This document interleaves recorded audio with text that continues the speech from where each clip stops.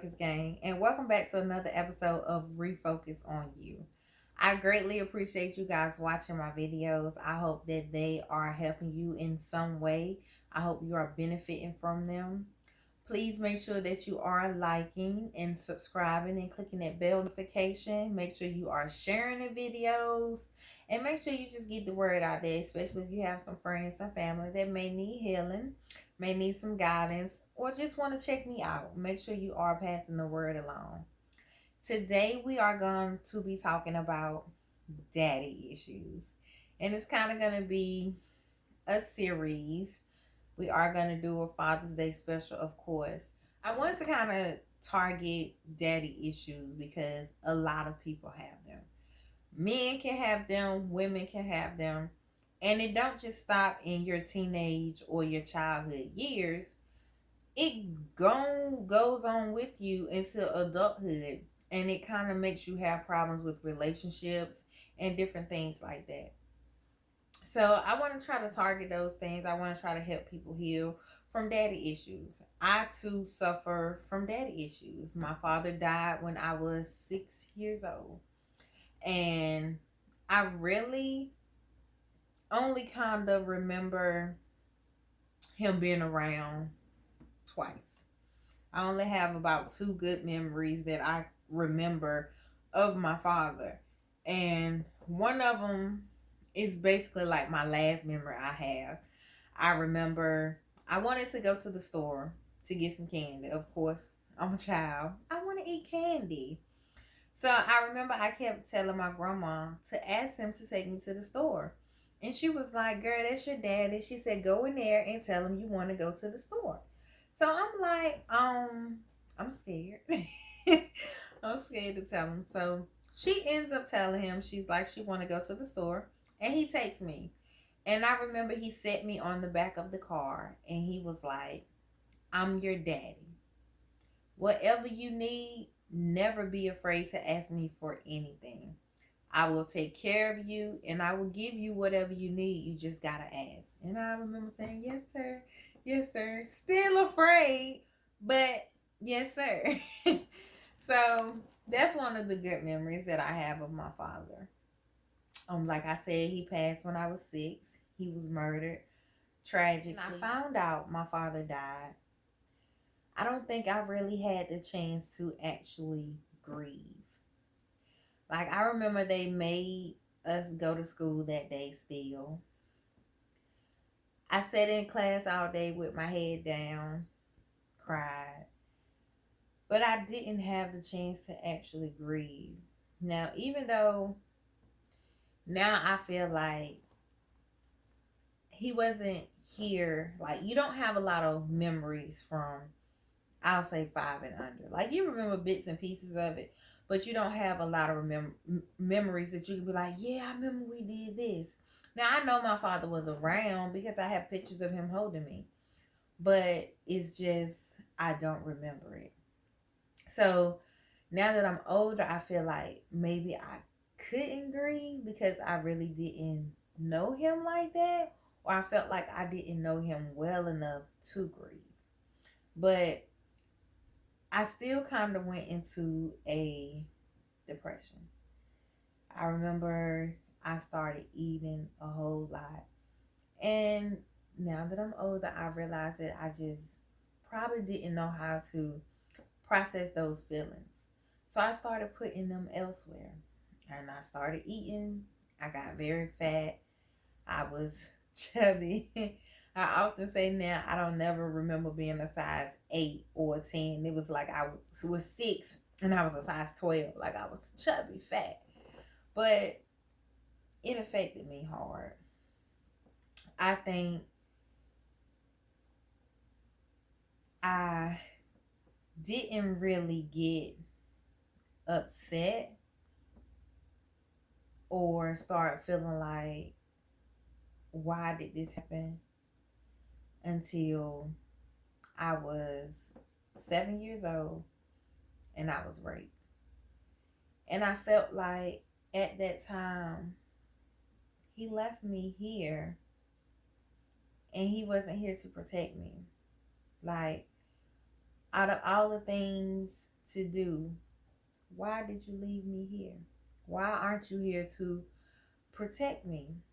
And I believe that's when I started kind of feeling like he let me down, and kind of like turning to the point it's like, really, Dad? And that's when my daddy issues, I believe, really began, because I felt like my father had left me. He left me to get hurt. He was not here to protect me, and it was nobody here that could protect me.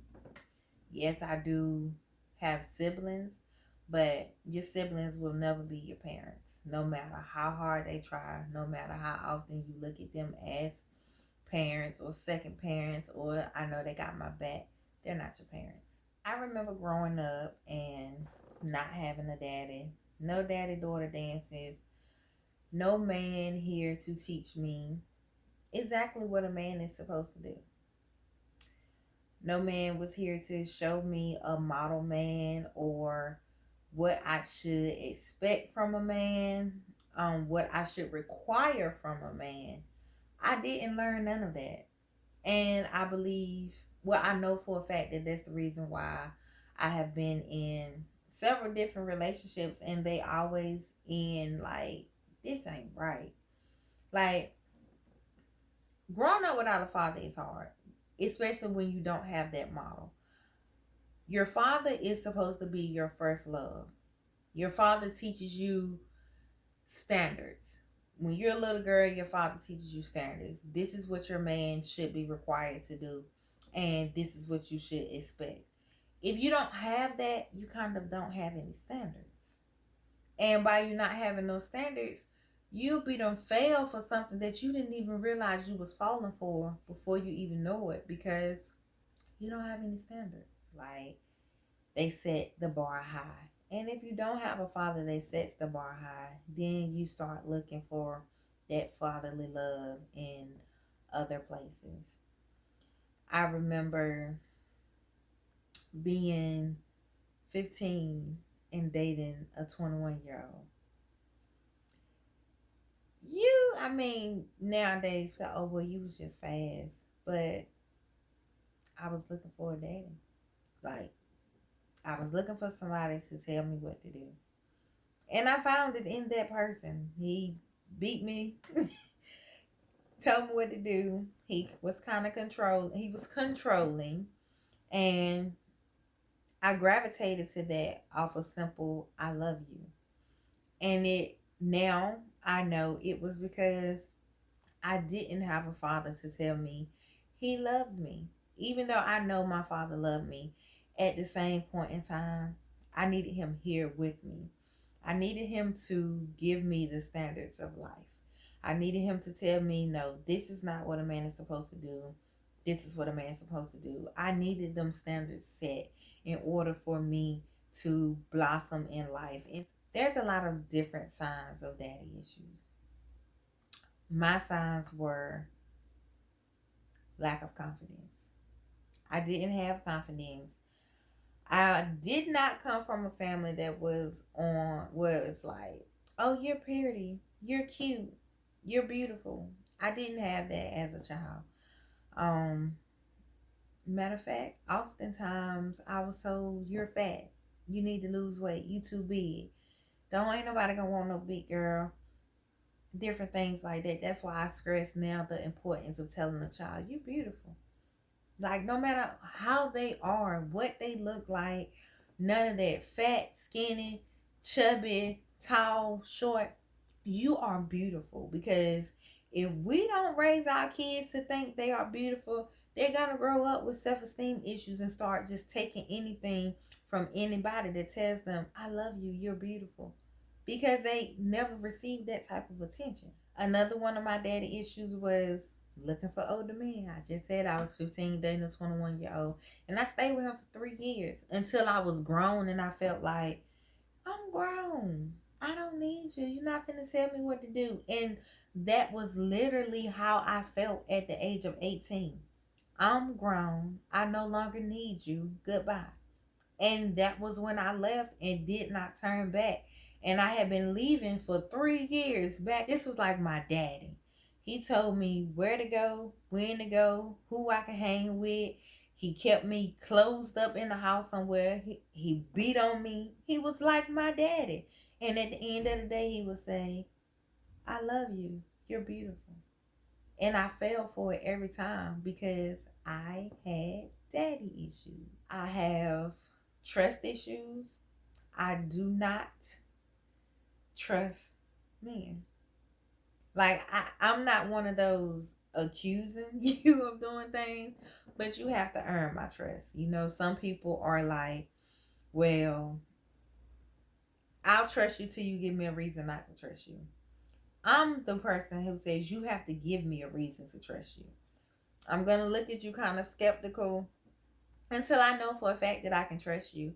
Because honestly, I've never had a stand-up guy in my life. My daddy died when I was young. The only one that's really in my life that's kind of stand-up is my younger brother. And now my mother's husband. Like, he's the bombdiggity.com. Like, I love him to death. And he's really the first husband that I have really accepted. Like, I love my mother's husband. He's a stand-up guy. He shows us exactly how a man is supposed to treat a woman, how he's supposed to take care of a woman, and I love him for that. But I lack trust issues. I don't trust men because I just feel like, one, they can't be trusted, and that comes with the abandonment. I have that issue as well. Like, I feel like you're gonna leave me. I think I said in a video before, if you ever tell me that you're gonna leave me, that's like cutthroat. Like, after that, I really no longer trust you.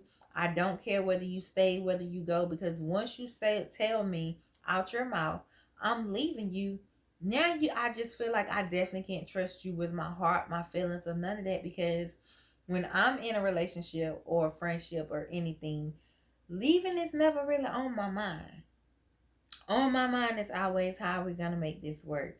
I'm here for the long haul. So if you ever say, I'm leaving, that's it.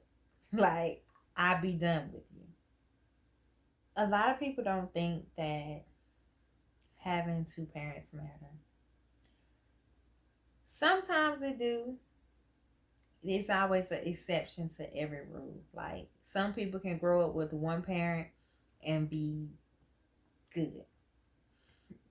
But most people don't.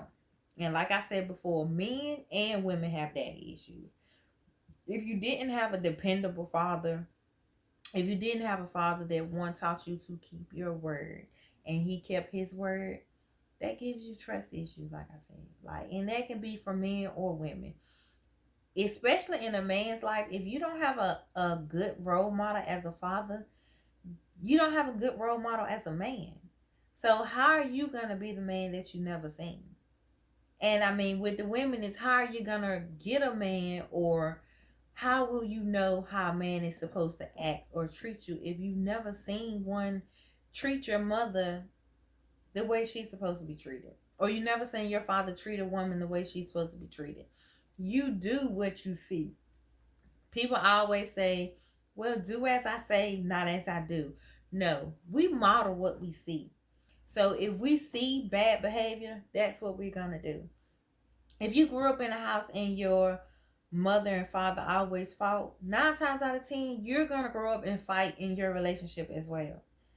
If you grew up in a house where your father talked down to your mother or always disrespected your mother, 9 times out of 10, you will let a man disrespect you because you feel like that's love.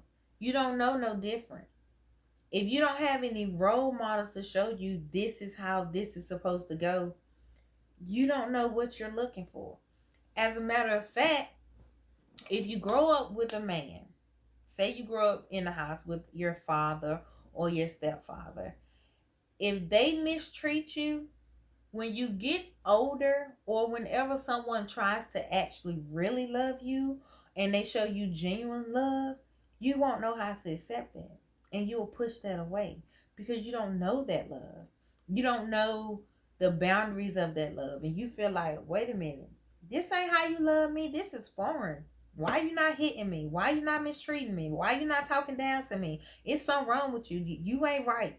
And we push good people away for the simple fact that we've never seen anything good. And that is sad.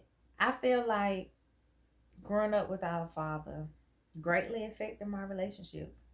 And I'm just realizing how to heal from daddy issues, from abandonment issues, from trust issues, from being emotionally unavailable, because I'm just like, nah, I don't trust you.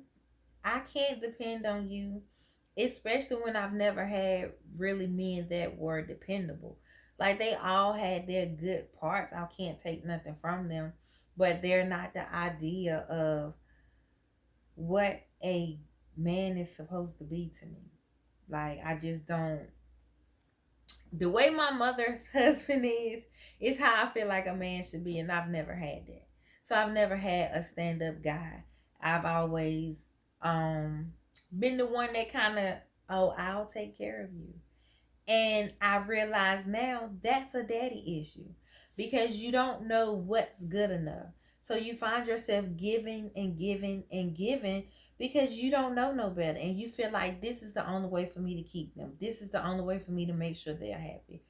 You start neglecting yourself, trying to make sure somebody else is happy, trying to make sure that they stay, they don't leave, they don't abandon you. And I'm 31. I'm just figuring that out. I'm just figuring out I was paying all the bills in all of my houses for the simple fact that I'm trying to keep guys just because I feel like that's the only way to keep them. And I'm a good girl, but I feel like I have to give you for you to stay. And that's not true. I have to demand what I need and demand what I want because the same energy I give, I should be able to get.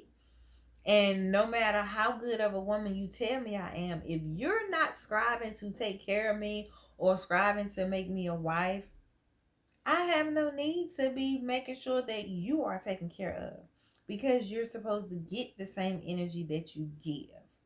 So I realized that that was a daddy issue. Like, I didn't know, I did not think I was good enough. That's it.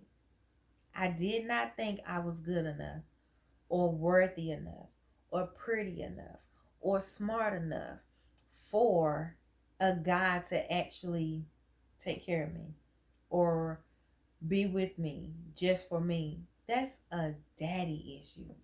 Now, healed Rakima, you can't tell me nothing. Either you gonna do it or you're gonna be gone. Either you can give me what I need, do as I require, or I will sit in this house with me and my baby by ourselves and build a mansion, build a kingdom, build an empire. Because I refuse to let anyone else take advantage of me. I know I'm pretty enough now. I know I'm smart enough. I will motivate you to turn 15 cents into $5. Forget a dollar. So I know I'm a good woman. It's just I've been taking myself for granted. And when you take yourself for granted, other people take you for granted as well. Because if you don't appreciate you, nobody else is going to appreciate you. Healing has definitely taught me that. I used to be very angry towards my father because I felt like he left me. He abandoned me. He was not here to protect me.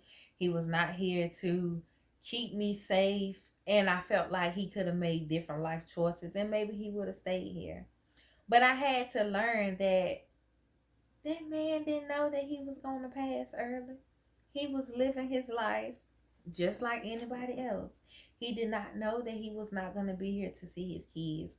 And I'm pretty sure if he could have changed some things, he would have, especially if that meant he got to see us be grown or he got to see my daughter. He got to hold her. He got to do that. I'm pretty sure he would have changed a lot. So I had to actually learn my issues and learn to forgive him. Growing up without a father definitely taught me the importance of a father. And it wasn't like my father had an option, like whether he was here and just wasn't being a father. No, he was actually deceased. So it's nothing that we can do about that. Now I struggle with the fact that is it worse to grow up with the father that's deceased, or is it worse to grow up with the father that's here on earth and still not doing what he should do or what he's supposed to do? He's still not protecting you. He's still not calling you. He's still not giving you that daddy-daughter relationship, because that relationship, like I said, builds all of the rest of your relationships. So as we go through this series, we're going to touch on good fathers, present fathers, present fathers. Because you can be in a house with someone and not even be present. Like your presence, your actual physical self, your attention, all of that is more important than you just being in the house. Because if you can be outside the house and still be a great father, call your child every day, do little father-daughter, father-son dates out, come and spend the night with me, come and do all of this. Like, if you can do that and not be in the house, it'll be much better than you being in the house and not doing none of that. So your presence have to be felt. You have to have some kind of bond connection with your child. If not, even with you being in the house is not enough. You have to be physically, emotionally, all of that present in a child's life for it to actually build on. So we're going to talk about all of that. We're going to talk about, I've named a couple of the daddy issues: abandonment, trust issues, lack of self-esteem, being emotionally unavailable. We're going to touch on some different ones. But we're also going to give big shouts out to these good fathers, the fathers that have been in their kids' life from day one, the fathers that do make sure they say, hey, what you got going on, what you doing, what you need, like the emotional available fathers, the fathers that set in the standards for men to their girls or their boys, showing their boys this is what a man is supposed to do. So we're going to talk about all of that because this is a touchy subject. And I really want people to heal, because I feel like women are falling, for lack of term, falling by the wayside because we don't have good pictures of what a man should be. So we are accepting anything. I listened to a podcast and they was like, women used to not tolerate the things that they tolerate today. And that's why we have so many weak men or men that don't do their part or don't play their role, because women are not requiring them to. And I really feel like if we get back to requiring men to do things, that the world will be a better place. That our men will stop just drifting off and feeling like they don't have to because we're not making them. No, you have to. You have to do this. Don't ask me when we go out, when we're going out, or what we're doing. Just tell me what we're doing. If you want to be the man and be the head of the household, you have to play that position. So as us women heal, as men heal, as we see, you know what, I didn't even know I had that issue. We're going to better the world. We're going to raise our kids better. We'll know what to give to our kids and what not to give to our kids. So we're going to work on that. I'm going to say it's going to be maybe 2 or 3, maybe 4 episodes, but we're going to get to the bottom of healing of these daddy issues. All right. But I greatly appreciate you guys watching. I hope you enjoyed this story time / beginning of the series. I'm looking forward to this for real. I hope you guys have a great week. Thanks for watching. Bye.